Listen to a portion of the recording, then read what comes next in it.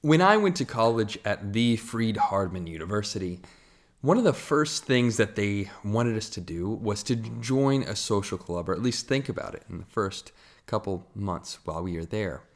And you usually apply to be a part of a social club. You make a list, and then the clubs will possibly accept you. They're obviously capped off at certain degrees so that there can be a little bit more even distribution throughout the clubs.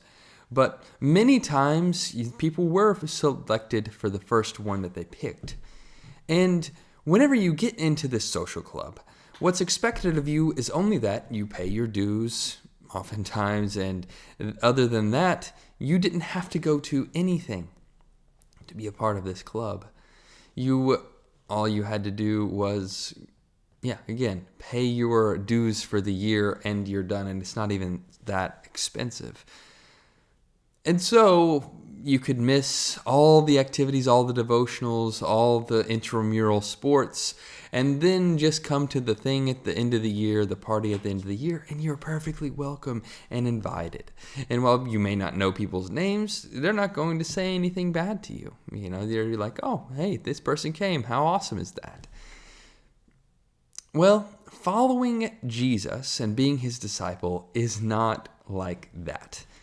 Following Jesus, as we see from the scriptures, is an extremely serious commitment that requires great sacrifice and requires you to make sure that you are following him throughout discomfort and throughout things that maybe are less certain than we would like. We see in Matthew chapter 8, where Jesus says to these would-be disciples, in Matthew chapter 8, starting in verse 19, he says, "A scribe then approached and said, 'Teacher, I will follow you wherever you go.' And Jesus said to him, 'Foxes have holes and birds of the air have nests, but the Son of Man has nowhere to lay his head.' Another of his disciples said to him, 'Lord, let me first go and bury my father.' But Jesus said to him, 'Follow me and let the dead bury their own dead.'" Now, Jesus and this first guy, he seems to be committed. This scribe who's, literate and able to write things down and well-trained, he says, "Oh, let me follow you. I really want to be your disciple." And Jesus says, "Are you sure, buddy? Are you sure you're ready to commit? Because I don't guarantee that you're going to have this nice place to sleep every night.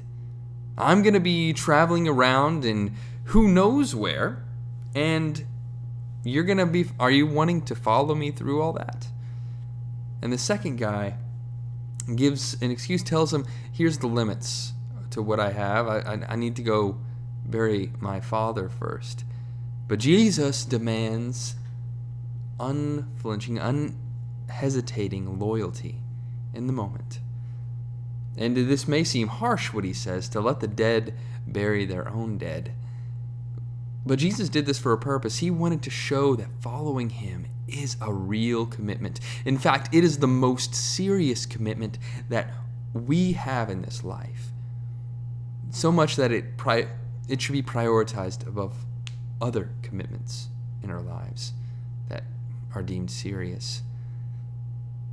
And so I hope that we don't think of our church, our following Jesus, as something we only do when it's convenient, of something that doesn't require any sacrifice, of telling us that we won't have any discomforts if we follow Jesus.